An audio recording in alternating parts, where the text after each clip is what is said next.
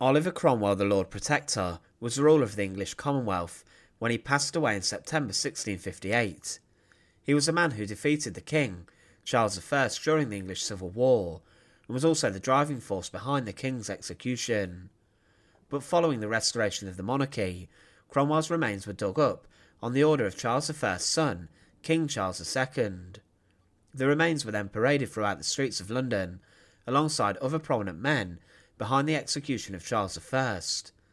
Cromwell's remains were posthumously executed then at Tyburn in rather disturbing scenes. The corpse of the once almighty powerful figure, rotting without its head, shocked those who were witnessing it. But there was a crazy mystery as to what happened to Cromwell's head, as it passed through a number of different hands. Join us today as we look at this, and remember to support our channel. Please make sure to subscribe. Cromwell's posthumous execution was a long departure to what happened to him at his funeral. When he died, he was given the same funeral that a reigning monarch would have, and his body was left undisturbed in Westminster Abbey before it was dug up. It was paraded throughout London on a sledge before being hanged in chains and beheaded. Charles II was understandably seeking to punish those men behind his father's execution, and Cromwell's body had initially been very difficult to exhume from Westminster Abbey. After his head was severed with 8 blows from the axe, separating it from his rotting corpse, it was placed above Westminster Hall on a 20-foot metal spike. There were rumours that his daughter managed to retrieve his corpse, but Cromwell's head stayed on the spike above Westminster Hall as a reminder of what he had done. The posthumous execution took place on the 30th of January 1661, but his head stayed on the spike until the late 1680s, over 20 years. But at some point it seemingly got dislodged and then fell onto the floor. But Cromwell's head came into private ownership. It's believed that during a terrible storm towards the end of James II's reign, it fell from the pole and was thrown to the ground. But then it was picked up by a guard of the Exchequer's office, who hid it in his cloak and then stored it in the chimney of his house. In London, many people were searching for his skull, and money was offered for its return. But in 1710, it was in the possession of a Swiss-French collector, who placed it in his private museum in London.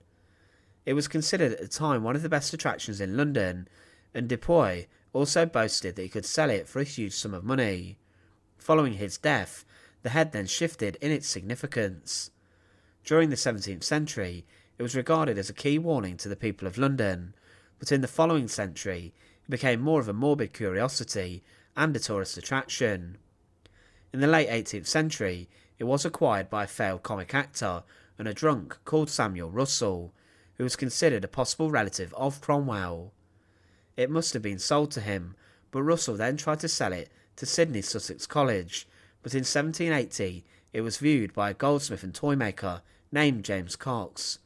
Cox offered to pay £100 for it, but Russell refused to part with it. It was noted that he did not look after it, and often passed it around at parties, but eventually Cox managed to get control of Cromwell's head. He then sold it to the Hughes brothers for a sum in today's money of over £30,000. They wished to start a display in Bond Street and purchase the head and other items to display with it. Their exhibition was a bit of a flop, but their daughter continued to show off the head. It was floated around for sale yet again, and in 1815 was sold to Josiah Henry Wilkinson. It remained in his family until it was later reburied, and many people came to view it. It was said in 1845 that it has hair, flesh and a beard, leading to the fact that the embalmed head could have definitely been Cromwell's, as it was obviously from someone high status. Authenticity reports ruled eventually that the head in the possession of the Wilkinson family was with moral certainty that of Oliver Cromwell.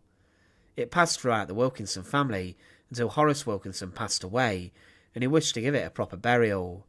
But his son, also named Horace, then contacted Sidney Sussex College, where Cromwell had attended, and arranged for the skull to be returned there. The college accepted, and it was then interred on the 25th of March 1960 in a secret location near to the antechapel, preserved in the oak box it had been kept in for over a century. It was placed in an airtight container and buried with only a few witnesses. The story of Oliver Cromwell's head is one which has been questioned and debated, but it's incredibly captivating.